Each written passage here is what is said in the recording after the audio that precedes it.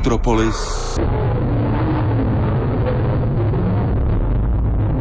Město zvíř, město zvíř, město zvíř, město zvíř, město zvířat.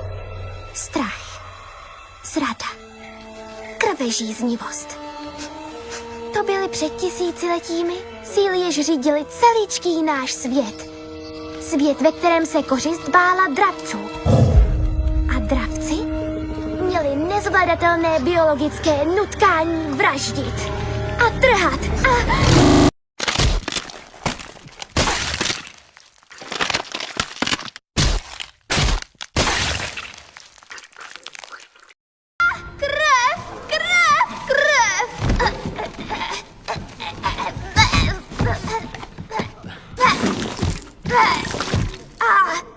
Smrt.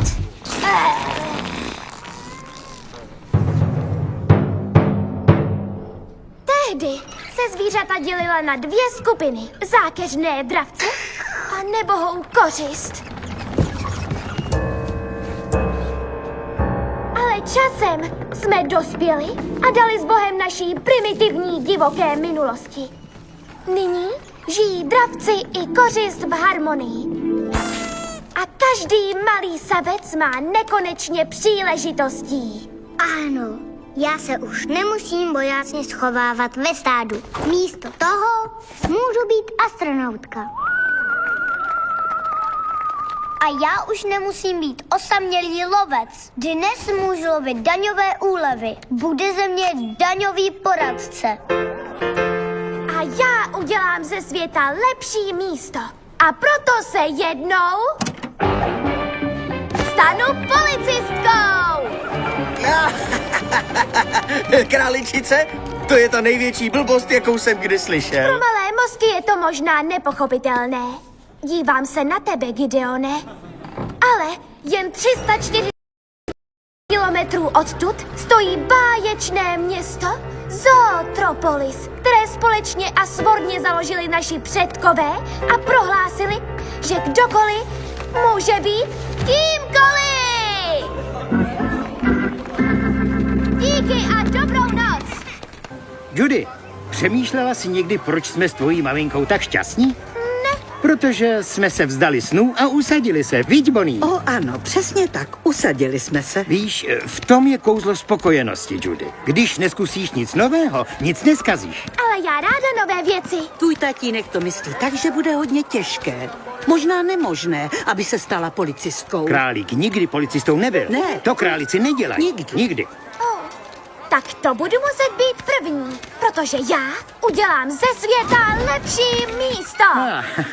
No, jestli tolik toužíš udělat ze světa lepší místo, tak nejlepší je pěstovat mrkvičku. Ano, s taťkou se mnou a s tvými 275 sourozenci. My měníme svět. Jo. Hezky mrkev po mrkvi. Zlatá slova. Pěstování mrkve je nobl profese.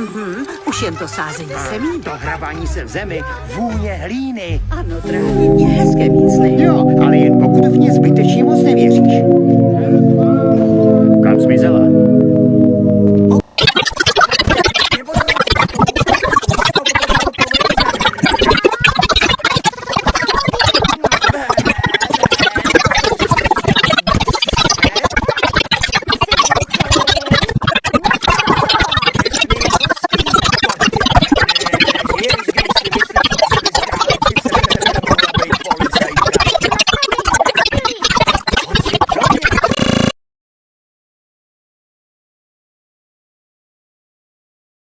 Přesně jak jsi říkala v tom nablblém divadýlku. My dravci jsme vás lovili. A ten zabijácký instinkt je furt v našem dna. Vyslovuje se to DNA. Neříkej mi, co dávno vím, Travisy. Já se tě nebojím, Gideone.